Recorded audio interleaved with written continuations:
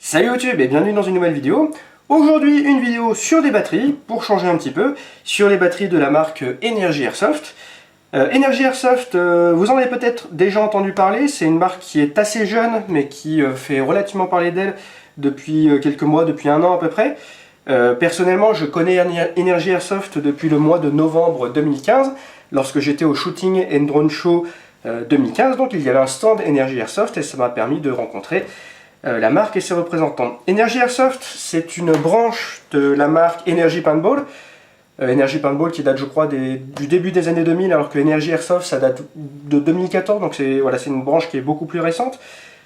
Mais donc c'est une branche développée spécifiquement pour l'airsoft, avec les besoins, on va dire, spécifiques à l'airsoft. Alors, quelques petits détails, je tiens à dire que toutes les batteries que vous voyez ici m'ont été généreusement offertes par Energy Airsoft.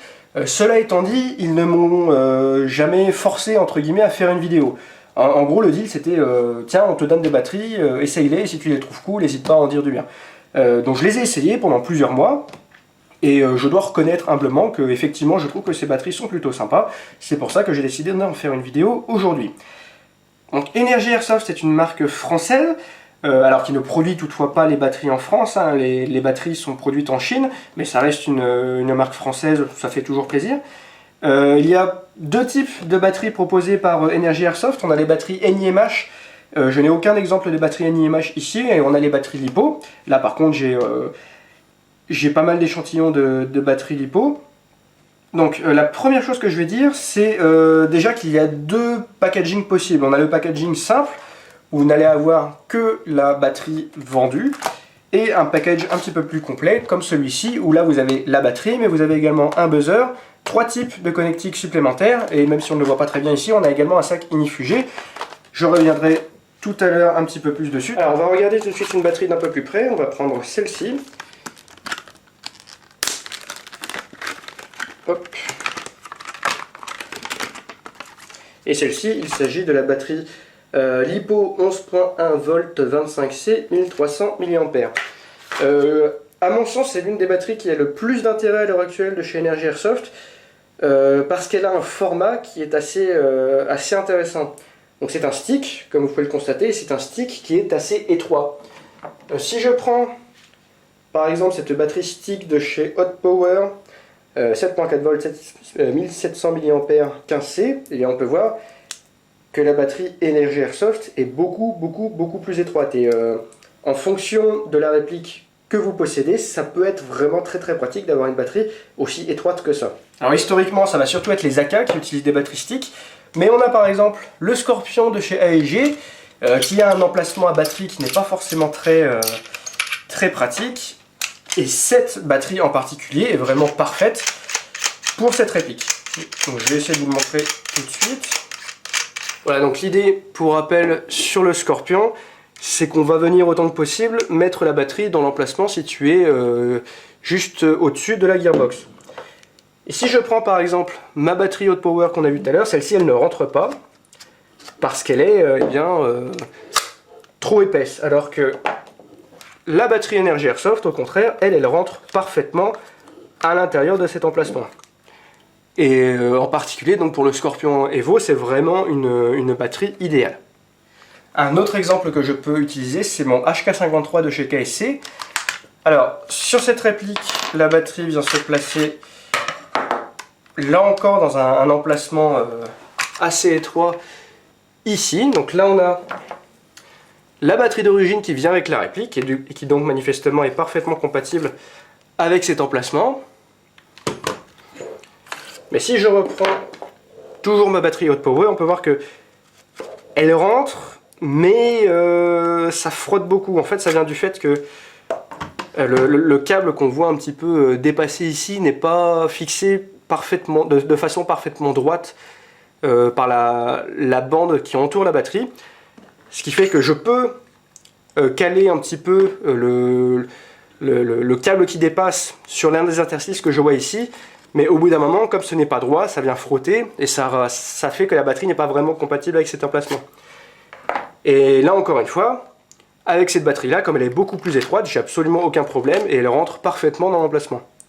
Donc pour toutes les répliques qui utilisent des voilà, des emplacements qui sont pas forcément courts, mais qui en revanche sont étroits, et bien ces formats de batterie sont vraiment très pratiques.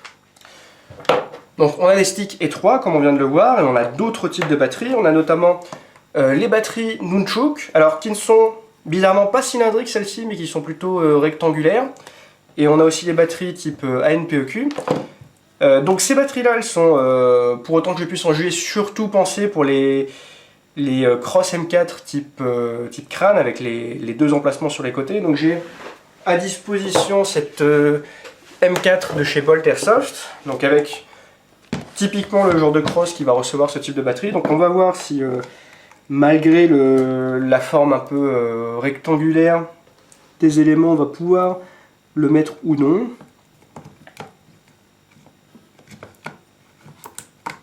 Et ben ma foi, ça rentre parfaitement. Donc la question que je peux me poser maintenant, c'est est-ce que la connectique va poser un problème ou pas? Voilà, là c'est parfaitement rentré.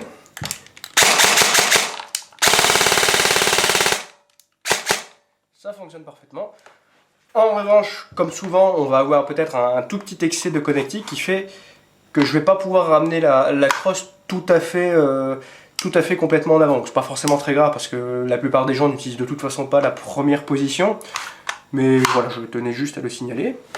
Ensuite, au niveau format, nous avons notamment ce format-là, donc les formats type boîtier ANPEQ. C'est une forme très caractéristique qui est faite pour être compatible avec les boîtiers PEQ comme celui-ci. Alors celui-ci en l'occurrence ne prend pas de batterie puisque celui-ci il fait lampe et laser.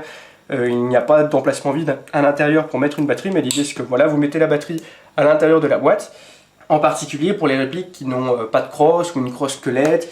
De façon générale, voilà, les répliques qui sont câblées à l'avant et dont le câblage va sortir un peu par ici. Un autre format qu'on va avoir, donc c'est celui qui reste ici, c'est ce que j'ai envie d'appeler un peu le format tablette de chocolat. On va avoir quelque chose d'assez fin et d'assez long en même temps. Donc là c'est une grosse batterie pour le coup, puisque c'est une batterie 7.4 volts, 20C 3450 mAh. Donc autant dire qu'avec ça vous avez quand même pas mal d'autonomie normalement. Alors très honnêtement, je ne sais pas trop dans quel type de réplique on va mettre cette batterie. Manifestement dans les répliques avec une crosse fixe type M16, FNFAL, M14, vous pourrez mettre ça sans problème. Je pense qu'on peut peut-être mettre ça aussi par exemple dans une ammo box de M249 GEP notamment, puisqu'on a un emplacement dédié pour ce genre de batterie. Voilà, on va également jeter un coup d'œil aux accessoires qui sont inclus avec ce package. Donc on a 3 types de connecteurs différents. Donc toutes les batteries Energy Airsoft viennent avec une connectique type mini Tamiya, mais donc il y a dans ce package plusieurs autres connecteurs connectiques qui sont livrés avec les batteries. Donc on a une connectique qui va de gros Tamiya, Tamiya normal à mini Tamiya. Une connectique qui va de DINS à mini Tamiya, et une connectique qui va de mini DINS à Tamiya. Donc utiliser ce genre de subterfuge entre guillemets pour adapter votre batterie à votre réplique, c'est pas forcément la chose optimale, mais voilà, si vous êtes pris un petit peu au dépourvu, par exemple si vous avez une réplique avec une connectique en Tamiya normal, donc pas mini Tamiya mais Tamiya normal, je pense par exemple au M14 Tokyo Marui qui je crois d'origine a une connectique en Tamiya normal, et bien ça vous permet au moins d'être dépanné, et ça vous permet aussi en fonction de votre chargeur de batterie de pouvoir facilement charger vos batteries en fonction des connectiques que vous avez. Donc c'est quand même plutôt sympa d'avoir ces petits accessoires. C'est toujours sympa d'en avoir dans sa boîte d'accessoires parce que ça peut toujours servir.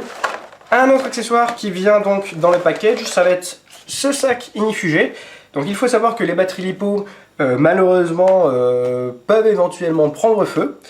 Dit comme ça, c'est pas très rassurant, mais il suffit de prendre un minimum de précautions et ça ne devrait pas poser de problème particulier. Et l'une de ces précautions, eh bien, c'est l'emploi de ce type de sac. Donc c'est un sac qui est fait d'une matière ignifugée, une matière donc je ne sais pas si ça ne peut pas prendre feu ou si ça ne prend feu que très difficilement. Mais l'idée c'est que si vous mettez votre batterie à l'intérieur et que même si votre batterie prend feu, eh bien ça restera confiné à l'intérieur du sac. Le sac en lui-même est plutôt bien foutu, puisque comme vous pouvez le constater, vous avez les côtés ici qui sont ouverts, ce qui vous permet donc de mettre votre batterie à l'intérieur du sac, mais de toujours pouvoir faire dépasser votre connectique et votre prise d'équilibrage. Et de cette façon, donc, vous pouvez charger de façon totalement sécurisée votre batterie. C'est plutôt bien foutu. Enfin, dernier accessoire, vous avez ce buzzer. On devrait tous en posséder un car c'est quand même bien pratique. L'idée, c'est que vous allez connecter votre buzzer à votre prise d'équilibrage comme ceci.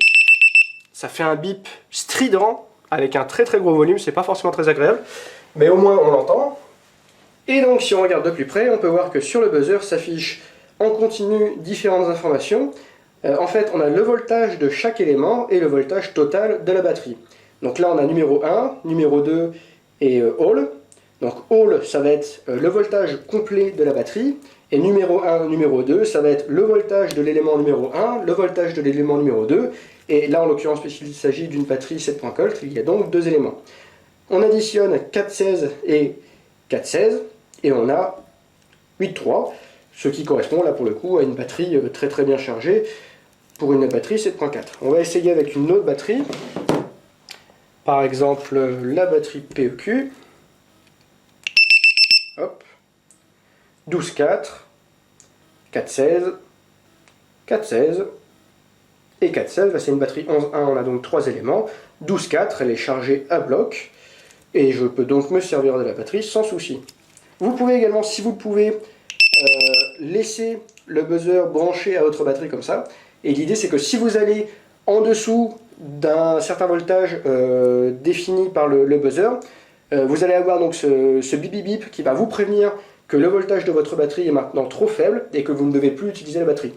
Alors, ça c'est la théorie. Après, on n'a pas toujours la place de mettre un buzzer, surtout que celui-là pour le coup est quand même relativement encombrant.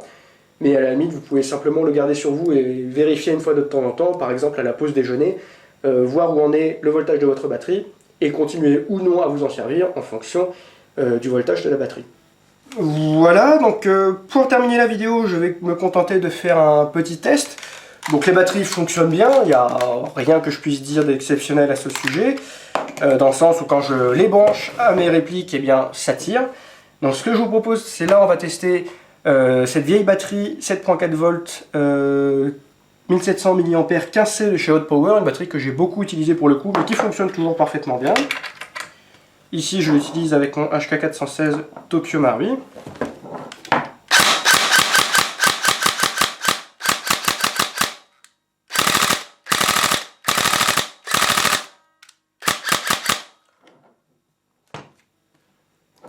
Voilà ce que ça donne donc avec cette batterie. Maintenant on va utiliser l'équivalent Energy Airsoft.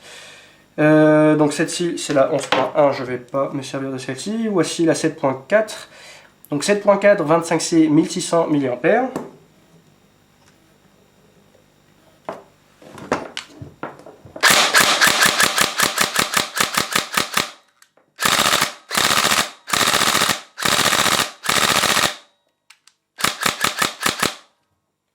On peut constater qu'elle a un petit peu plus de patates. Ça vient peut-être ou certainement du fait que sur celle-ci il y a 25C, alors que sur la batterie Hot Power il n'y a que 15C entre guillemets. Après bon, dans les deux cas c'est des batteries qui sont parfaitement jouables, mais au moins ça permet de constater que cette batterie, même si elle est beaucoup plus étroite que la batterie Hot Power, eh bien ça ne l'empêche pas d'avoir beaucoup de punch. Alors, je n'ai pas abordé la question du prix, parce que pour être tout à fait honnête, là de tête, je ne saurais pas vous dire le prix de chacune de ces batteries. Cela étant dit, je vais inclure le prix de chacune de ces batteries dans la description de la vidéo, donc n'hésitez pas à aller y jeter un coup d'œil. C'est des batteries qui sont relativement onéreuses. Après, c'est des batteries qui se placent elles-mêmes, je pense, un peu dans le haut de gamme du marché, hein, notamment avec la protection ici sur le câblage, avec les formats un petit peu originaux, avec les sticks qui sont beaucoup plus étroits que d'habitude. Donc je m'en sers depuis maintenant plusieurs mois. Alors je ne suis pas un expert en batterie, mais pour autant que je puisse en juger, elles sont voilà, de bonne qualité, elles tiennent bien la charge. J'ai jamais eu de soucis, jamais eu d'anomalies particulières. J'ai jamais eu l'impression qu'elles ont chauffé de façon étrange ou quoi que ce soit d'autre. Donc voilà, je pense que ce sont certes des batteries qui sont onéreuses, mais c'est des batteries qui sont néanmoins de très bonne qualité. Je vais terminer cette vidéo en disant que j'ai pas mal de collègues qui ont eux aussi fait une vidéo sur les batteries Energy Airsoft. Je pense à l'ami Dick Chavez, je pense à Blaze39, je pense à Jérôme de French, je pense à Airsoft Review. Donc là encore, tous les liens seront disponibles dans la description de la vidéo. N'hésitez pas à aller y jeter un coup d'œil. J'ai cru comprendre également que Energy Airsoft avait un système d'ambassadeurs. Donc si j'ai bien compris, l'idée c'est qu'il y a des joueurs un petit peu partout en France qui disposent d'échantillons de batteries Energy Airsoft, qu'ils emmènent avec eux sur le terrain. Et l'idée c'est qu'ils ont la possibilité de vous prêter des échantillons pour que vous puissiez les utiliser sur le terrain et constater par vous-même que ces batteries fonctionnent bien. Voilà, je ne connais pas très bien ce système, vous aurez plus de détails sur la page Facebook de Energy Airsoft. Donc n'hésitez pas là encore à y jeter un coup d'œil, là aussi. Le lien sera dans la description de la vidéo. Voilà, je crois que j'ai dit à peu près tout ce que j'avais à dire à ce sujet. Je vous remercie d'avoir regardé cette vidéo. Et moi je vous dis eh bien à la prochaine fois pour une nouvelle vidéo. Salut!